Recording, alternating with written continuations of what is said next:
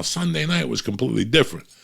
I did my little nappy nunu tea. I did my sleepy time. I didn't even do THC that night, just to let you guys know where I was at that night.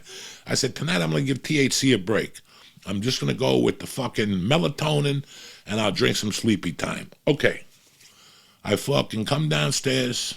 Now, in the basement, this is where I rehabbed. You know, I have the fucking chair that you go all the way back like a zombie or recliner, and you sit there like an old man, and I watch TV. I put ice on my knee. I put some tins on my knee. I watch TV. Well, I did all that shit fucking Sunday night. I'm sipping my tea. Between us, I probably took 5 sips of the tea.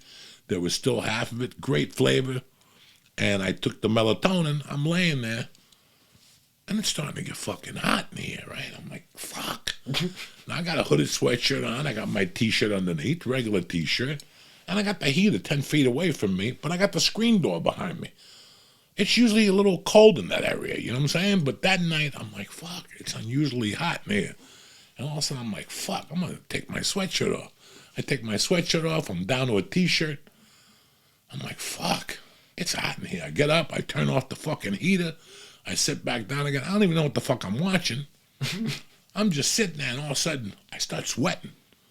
Just sweating out of nowhere, profusely. Just fucking sweating. I'm like, what the fuck is this shit?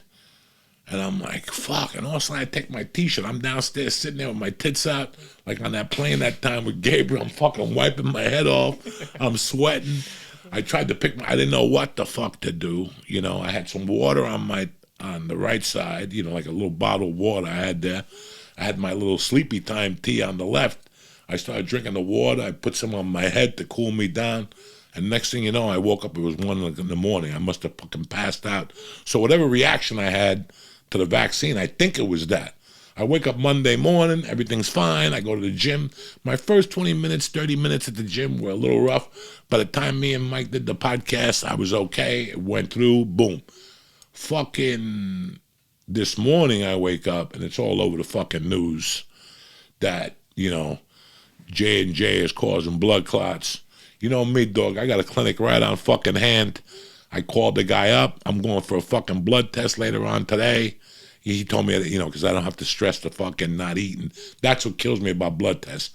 When they tell you can't eat in the fucking morning and then you have to go in, that's when I faint. So I'll go in for a fucking blood test. I don't have no blood clots. I've been riding the bike every fucking day. I don't take a fucking day off that goddamn bike. So if I get a blood clot, I don't know. You know me, I'm on blood thinners. I take a baby aspirin every night at 8 o'clock with my dinner to prepare me because it's 12-hour coverage for your fucking heart. So can you believe this shit? I go up and get a shot that I'm fucking... Listen, I'm not an anti-vaxxer. I'm not a fucking conspiracy theorist. I just wanted to make life easier for everybody around me. I wanted to make life easier for my wife. I wanted to make life easier for my daughter, for Mike. Now I could go out. Now I could venture out and enjoy Jersey. That's why I went up there and did the shot. Now you're telling me that the fucking shot causes blood clots. So now I'm thinking, like, the needle didn't even hurt. So now I'm thinking about going and getting a fucking Moderna one, 2 shots of that shit and going through that again. So what I'm going to do is this. I'm going to fucking check for blood clots. I'm going to get my blood drawn, and I'm going to have them do an antibody test, and then we'll take it from fucking there, okay? So I hope nobody worries. I've been exercising every day, the whole fucking thing. I guess I read this J&J thing, and it's creating some type of, like, a stroke effect. But let me tell you guys what happened. 10 years ago, not even, when I was 50, you know who I'm surrounded with out in L.A. I was surrounded with a bunch of fucking health nuts, and one of them told me to fucking go on testosterone. I went to the doctor. I did a blood test. My doctor's like, your testosterone is fine. He goes, in fact, it's even better than what it should be. You're fine. But against his best wishes, I went to a testosterone doctor because my healthy buddies were like, you got to go to get testosterone. You got to get testosterone. You got to get testosterone. So I started doing a little shot of testosterone every day. It was all legit. A doctor did it up in fucking Van Nuys. I went to see him once a fucking week, and I started putting on weight. I'm supposed to lose fucking weight. I went from 315 to 330. I'm supposed to be losing weight on testosterone. I'm the only fat fuck that's gaining weight on fucking testosterone. Even though my fucking acupuncturist told me, she goes, don't do that fucking testosterone. You don't need it. Trust me right now, you don't fucking need it at all. I kept doing the fucking testosterone. I went to D.C. I had a migraine headache for like 3 fucking days. I finally couldn't take it no more. I went to the doctor and they told me I was creating too many fucking red blood cells. So they had to drain my fucking blood. You didn't want to be around me that night. I must have fainted 18 fucking times, okay? When I looked up and saw the tube connected to me and that they were drawing blood into that fucking tube, I nearly fainted. So I know all about that shit. So I'm not going back for that at all. I'll go this afternoon. I'll take my fucking little blood test. They'll check for blood clots. They'll check for fucking to see if I get the antibodies in me. Because I didn't feel nothing in that fucking needle. Who knows what was in that fucking bottle? You know, so for me, I just want to be double safe. And I just want to assure you, because a couple people checked in with me. Thank you very much, guys. You guys knew I did the fucking... I had some nice emails, people saying, because you did it, you encouraged me, whatever. You know, there's a lot of there's a lot of fucking hate going on out there.